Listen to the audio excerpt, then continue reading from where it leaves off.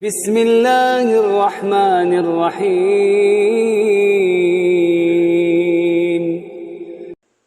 Para jamaah yang dimuliakan Allah Subhanahu wa taala, alhamdulillah sebulan penuh kita berpuasa di bulan Ramadan. Siang hari kita menahan lapar dan haus semata-mata karena Allah Subhanahu wa taala. Malam hari kita bertaqarrub kepada Allah, mendekatkan diri kita kepada Allah dengan melaksanakan sholat malam, sholat tarawih, tahajud, witir. Kita berdoa, berzikir kepada Allah Subhanahu wa taala. Kita membaca Al-Qur'an, berinfak, bersedekah dan lain sebagainya. Semua itu adalah perintah Allah Subhanahu wa taala dan tidaklah Allah memerintahkan melainkan agar kita menjadi orang-orang yang mulia di sisi Allah Subhanahu wa taala.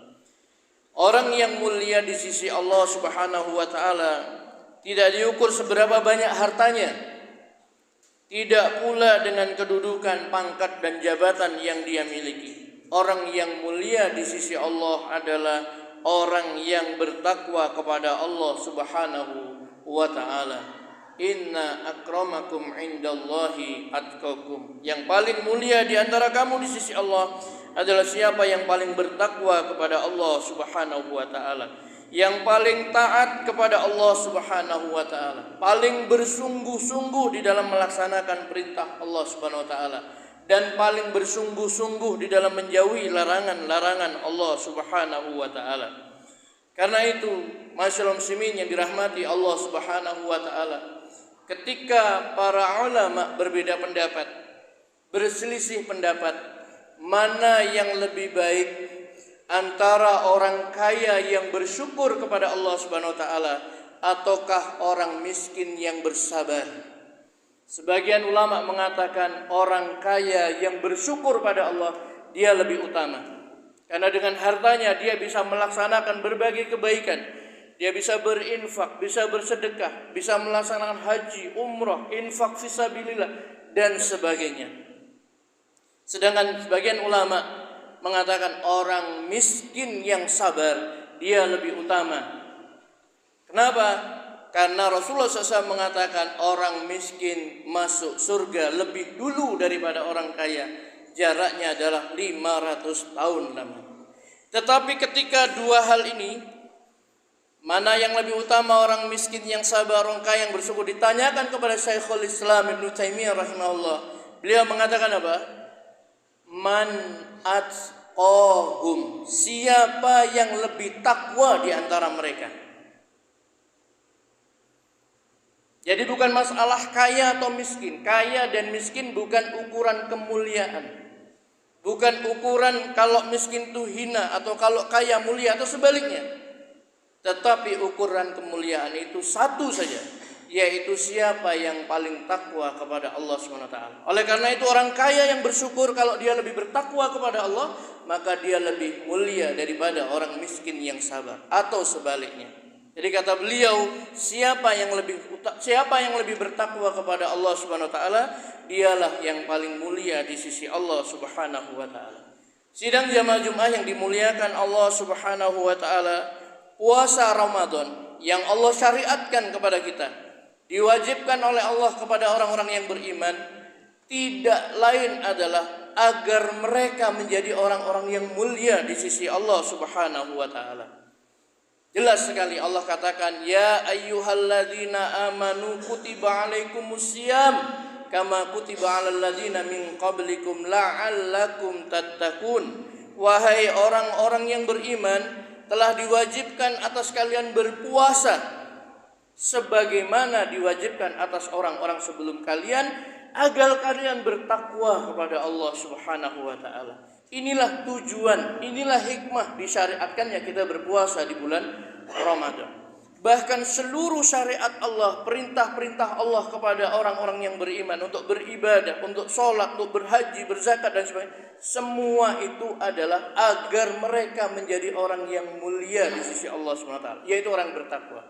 Allah katakan dalam surah Al-Baqarah ayat 21, ya ayyuhan nas u'budu rabbakumul ladzi khalaqakum min ladzi wal ladzina min qablikum la'allakum tattaqun. wahai manusia, sembahlah Tuhanmu yang telah menciptakan kamu dan orang-orang sebelum kamu, agar kamu bertakwa kepada Allah Subhanahu wa taala. Masyaallah muslimin yang dirahmati Allah Subhanahu wa taala. Bagaimana orang-orang yang bertakwa itu? Allah Subhanahu wa taala telah menjelaskan sifat-sifat dan ciri-ciri mereka di dalam Al-Qur'an. Sebagaimana disebutkan, yang pertama adalah orang yang bertakwa itu adalah mereka yang senantiasa berinfak saat lapang dan sempit. Dalam surat Ali Imran ayat 133 ketika Allah menyatakan, Bersegeralah kamu menuju ampunan dari Tuhanmu dan surga yang luasnya seluas langit dan bumi yang disediakan bagi orang-orang yang bertakwa.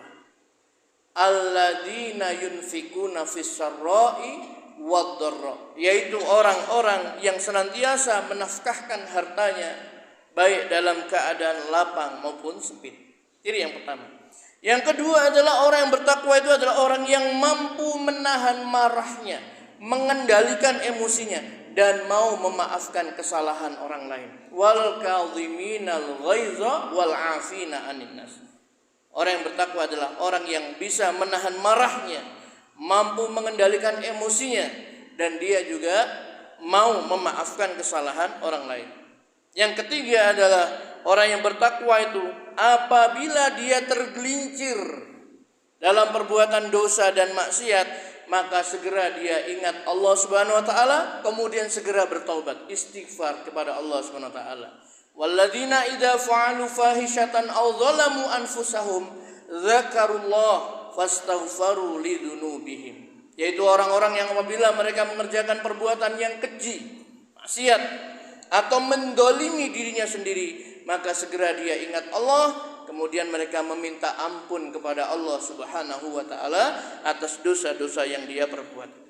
Dan yang keempat adalah orang yang bertakwa itu adalah orang yang berhenti dari perbuatan maksiat, tidak terus-menerus di dalam kemaksiatannya.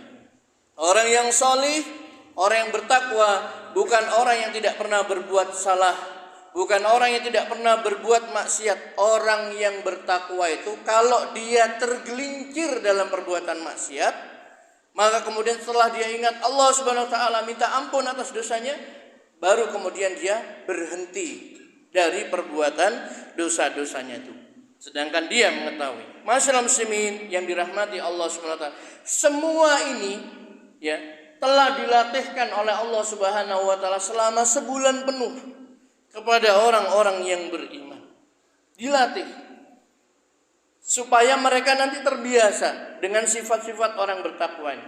Tadi disebutkan yang pertama adalah mereka berinfak dalam keadaan lapang maupun sempit.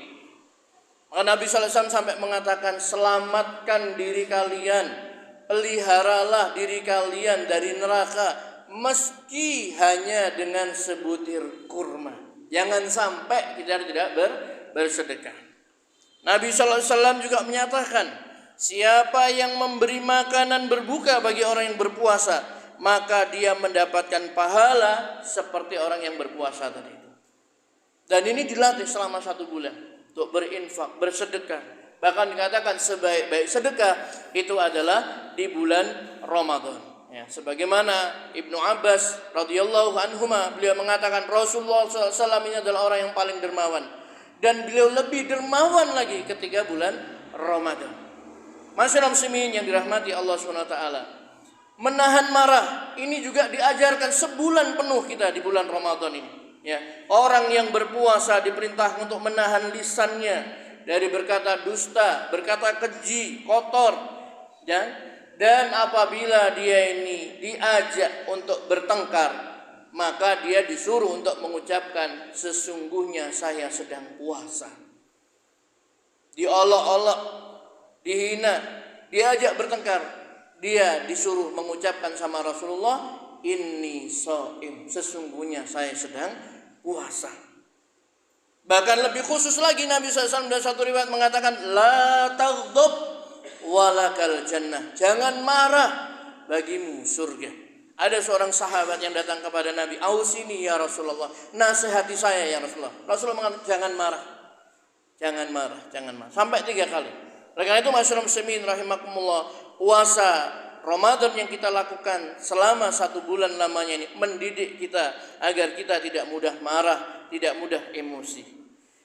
Kemudian memaafkan kesalahan orang lain. Ini juga merupakan ciri sifatnya orang-orang yang bertakwa. Allah sangat cinta kepada orang yang suka memaafkan kesalahan orang lain. Dalam satu hadis Nabi mengatakan sedekah itu tidak akan mengurangi harta, dan tidaklah Allah menambah kepada seorang hamba yang suka memaafkan melainkan kemuliaan. Jadi sedekah tidak mengurangi harta, dan seorang hamba yang suka memaafkan kesalahan orang lain tidak ditambah oleh Allah kecuali kemuliaan. Semakin dia mudah memaafkan orang, semakin Allah tambah kemuliaannya. Kita tahu Nabi sallallahu alaihi wasallam bagaimana beliau dilempar dengan batu sampai bercucuran darah, dilempar dengan kotoran onta, dijirit dengan sorban yang sudah dipilin, ya. Bahkan beliau dituduh dikatakan penyair gila, dukun, tukang sihir dan sebagainya. Tapi Rasulullah sallallahu alaihi wasallam memaafkan mereka semuanya. Dan memang Allah perintahkan khuzil afwa, jadilah kamu pemaaf, ya, jadilah pemaaf, wa'mur bil ma'ruf, dan perintahkan manusia untuk berbuat baik. Masyaallah muslimin rahimakumullah, bahkan ketika istri tercinta Aisyah radhiyallahu anha bertanya kepada Nabi, "Ya Rasulullah, andai saya mendapati malam Lailatul Qadar, apa yang harus saya ucapkan?" Nabi katakan, "Ucapkan Allahumma innaka afuun tuhibbul afwa fa'fu anni." Ya Allah, sesungguhnya Engkau adalah zat yang maha pemaaf. Tuhibbul afwa, Engkau cinta, Engkau suka memaafkan. Fa'fu anni, maka maafkanlah aku. Allah itu zat yang maha pengampun, zat yang maha pemaaf, dan Allah cinta, suka memaafkan kesalahan hamba-hambanya. Maka maafkan kami ya Allah. Oleh karena itu Allah cinta apabila seorang hamba ini suka memaafkan kesalahan orang lain, dan Allah akan tambahkan kepadanya kemuliaan. Masyaallah muslimin, sidang jamaah Jumat yang dirahmati Allah Subhanahu wa taala. Kemudian beristighfar, minta ampun kepada Allah Subhanahu wa taala. Ini juga diajarkan. Kita dianjurkan untuk banyak-banyak beristighfar kepada Allah Subhanahu wa taala. Orang yang baik bukan orang yang tidak pernah berbuat salah. Orang yang baik itu adalah orang yang ketika dia ini berbuat salah, segera dia ini bertobat kepada Allah Subhanahu wa taala. Dan Allah Subhanahu wa taala akan mengampuni dosa hamba itu seberapapun besar dosanya, kalau dia mau beristighfar, minta ampun kepada Allah Subhanahu wa taala. Allah menyatakan, "Ya bena Adam, lau balaghadz dzunubuka ananas sama, tsumma astaghfartani ghafartu laka." Wahai anak Adam, andai dosamu membumbung sampai setinggi awan yang ada di langit, kemudian kau meminta ampun kepadaku, aku ampuni dosa-dosamu. Jadi Allah Subhanahu wa taala itu Maha Pengampun. Dan yang paling penting, ciri orang bertakwa itu adalah berhenti dari berbuat maksiat. Berhenti dari berbuat maksiat, ya. Allah Subhanahu wa taala mengatakan dalam ayat tadi itu, "Walladzina idza fa'alu fahishatan aw dzalamu anfusahum dzakarullah fastaghfaru lidunubihim wa lam yusirru ala ma fa'alu wa hum ya'lamun." Mereka tidak melanjutkan perbuatan salahnya tadi, perbuatan dosanya itu, sedangkan mereka mengetahui. Oleh karena itu Ali bin Abi Thalib radhiyallahu anhu mengatakan, orang yang bertakwa itu adalah sifatnya tarkul israr bil ma'asi atau bil maksiyah, meninggalkan dari terus-menerus berbuat maksiat. Saya akan contohkan bagaimana para sahabat radhiyallahu anhum. Mereka para sahabat orang-orang yang suka dengan khamr.